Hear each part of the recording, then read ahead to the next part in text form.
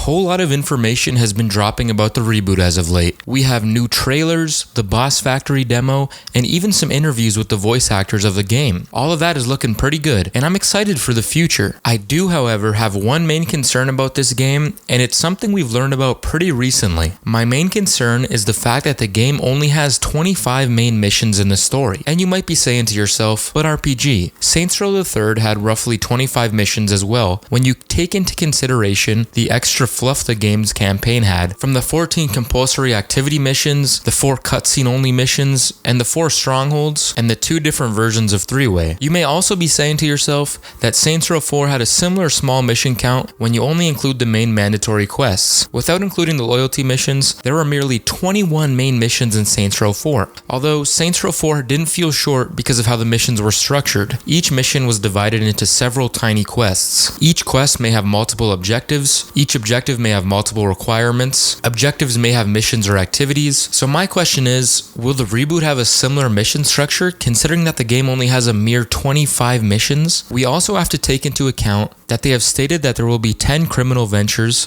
plus the side hustles and diversions, of course. The more content, the better. But as of right now, I'm mainly focusing on the main story. A huge open world crime game like this needs a long, well fleshed out story to get the players invested what they are being shown. With 25 missions, will the main characters get enough screen time to where we start to form some sort of connection with them? The characters themselves are already off to a very rocky start in terms of how they are being perceived by a lot of the fans. Think back to Red Dead Redemption 2, that had 94 main missions and it's a very slow, methodical build. You see each of the characters grow as people, and over time you start to bond with certain ones more than the other due to various things that happen in cutscenes and gameplay. When games do this, it makes characters' deaths and hardships have even more meaning, and it makes it more memorable. You could argue that Saints Row 2 had some very meaningful deaths with little screen time. For example, Carlos was only seen for a handful of missions before being killed off, but regardless, that was a game that came out in 2008, so I tend to cut Saints Row 2 a bit of slack. Think back to Saints Row the Third and Philippe Laurent. He was built up as a supervillain, and the initial trailers gave the impression that he was the main antagonist of the game. Well, that wouldn't be the case because he gets killed off only a couple hours into the game's main story. Be honest, did anyone really care when he was killed? I was more confused than anything, and I kept saying to myself, nah, there's no way. I wonder what mission he'll return in. But nope, just like that, he was gone forever. The point I'm trying to make here is that in order to build a good story, you need good characters, and 25 missions does not seem like a high enough number to truly build a relationship with the already pretty controversial Nina, Eli, and Kevin. Also, the 5th Mystery Saint was revealed in the recent trailer, and he looks cool. But to reiterate my point, another character means that they need more time to develop the narrative. Not to mention that this game comes out in just 71 days. 71 days, you see? Do you see anything wrong with this picture? Look closer. Do you see it? Because I don't. Where's the story trailer? You know, the thing that sells people on open world games? I'm not trying to be a dick here, but come on. 71 days, and the only thing we know about the story is that Kevin is shirtless. I don't know why. That's literally it. Are they saving it because of how good it's going to be and end up surprising people? Or are they trying to win people over in every other way possible because they know how poorly it's going to be received? We have 71 days until we figure out the answer to that question, so I just hope that trailer drops soon. The mission count is my main concern for the game at this point, and I just feel 25 missions in a AAA title in 2022 is a tad disappointing to say the least. To go over my previous statement one more time, there are 71 days left for them to release a trailer that hopefully gives us a fair representation of what gamers can expect for the storyline. To put that into perspective, Saints Row the Third's syndication trailer dropped 117 days before its release, offering insight on Philippe Laurent and giving us a good little idea on what to expect from the game's narrative. I'm just hoping it comes out soon, but regardless of the fact if it does, that doesn't change the fact of the mission count. I will try to remain open-minded as I have been doing so for the better part of this entire marketing campaign. Maybe the criminal ventures will offer some knowledge of the narrative. Maybe activity cutscenes will return that will introduce some new and old side characters. Only time will tell. Volition,